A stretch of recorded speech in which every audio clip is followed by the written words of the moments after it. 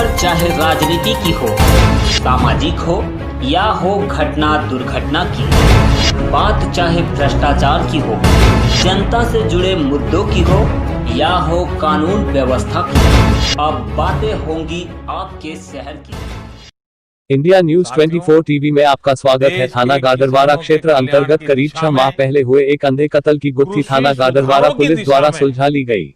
ग्राम चिरचिरा में नरेश वर्मा पिता धनराज वर्मा उम्र 28 वर्ष का शव दिनांक 22 फरवरी 2020 को शव गांव के ही एक नल के पास बरामद हुआ था। प्रारंभिक जांच में पाया गया था कि मृतक नरेश वर्मा शराब पीने का आदी था। आज आरोपी नंदू यादव पिता परसोत्तम यादव उम्र 40 वर्ष निवासी ग्राम चिरचिरा चौकी सिहोरा थाना गाडरवारा को गिरफ्तार किया गया है। हमारे अन्नदाता किसानों को अनेक बंधनों से मुक्ति दिलाई है। आजादी के बाद किसानों को किसानी में एक नई आजादी देने का काम हुआ है। इन सुधारों से किसानों को अपनी उपज बेचने में और ज्यादा विकल्प मिलेंगे और ज्यादा अवसर मिलेंगे। मैं देश भर के किसानों को इन विधेयकों के पारित होने पर बहुत बहुत बधाई देता हूं। किसान और ग्राहक के बीच जो बिचौलिए होते हैं, जो किसानों की कमाई का बड़ा हिस्सा खुद ले लेते हैं, उनसे बचाने के लिए विधेयक लाए जाने बहुत आवश्यक थे। ये विधेयक किसानों के लिए रक्षा कवच बनकर के आए हैं।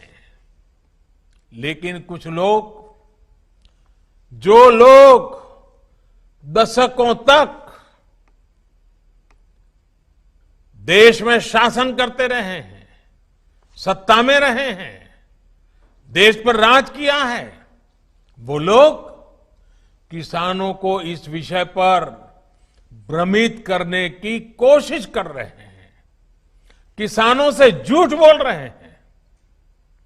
साथियों, चुनाव के समय किसानों को लुभाने के लिए बड़ी बड़ी बातें करते थे, लिखित में करते थे, अपने घोषणा पत्र में डालते थे और चुनाव के बाद भूल जाते थे।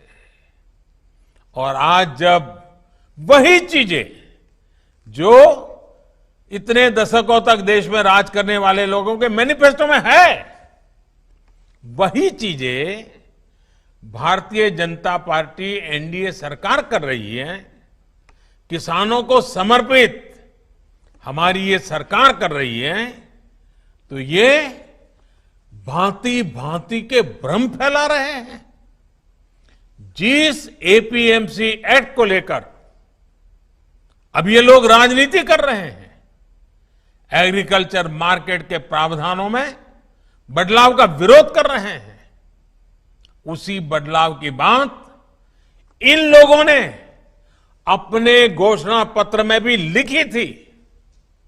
लेकिन अब जब एनडीए सरकार ने यह बदलाव कर दिया है, तो ये लोग इसका विरोध करने पर, झूठ फैलाने पर, भ्रम फैलाने पर उतर आए हैं।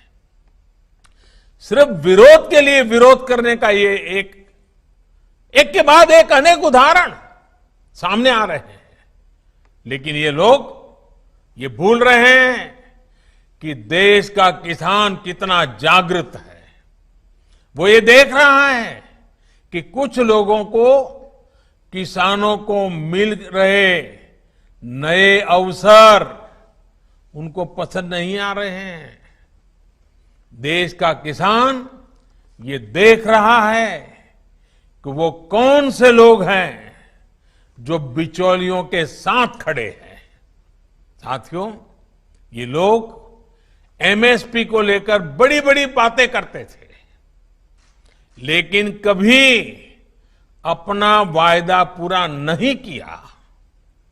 किसानों से किया ये वायदा अगर पूरा किसी ने किया है तो भाजपा एनडीए की वर्तमान सरकार ने पूरा किया है। अब ये दुष्प्रचार किया जा रहा है कि सरकार के द्वारा किसानों को एमएसपी का लाभ नहीं दिया जाएगा।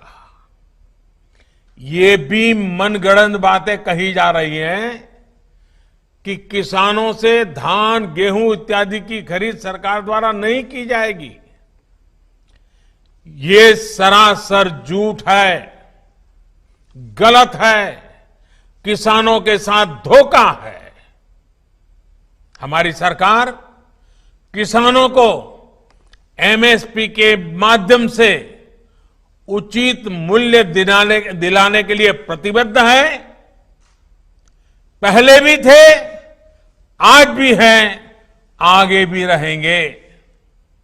सरकारी खरीद भी पहले की तरह जारी रहेगी।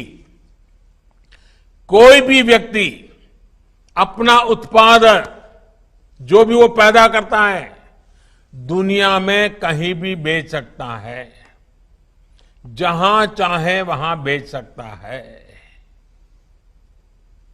अगर वो कपड़ा बनाता है जहां चाहे बेच सकता है, वो बर्तन बनाता है कहीं पर भी बेच सकता है, वो जूते बनाता है कहीं पर भी बेच सकता है। लेकिन एकमात्र केवल मेरे किसान भाई बहनों को इन अधिकारों से वंचित रखा गया था, मजबूर किया गया था। अब नए प्रावधान लागू होने के कारण किसान अपनी फसल वो देश के किसी भी बाजार में अपनी मनचाही कीमत पर बेच सकेगा।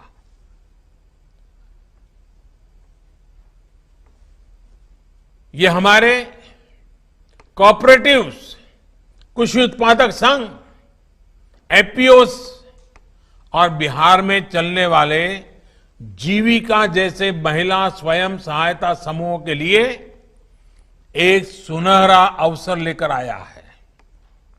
साथियों, नीतीश जी भी इस कार्यक्रम में मौजूद है।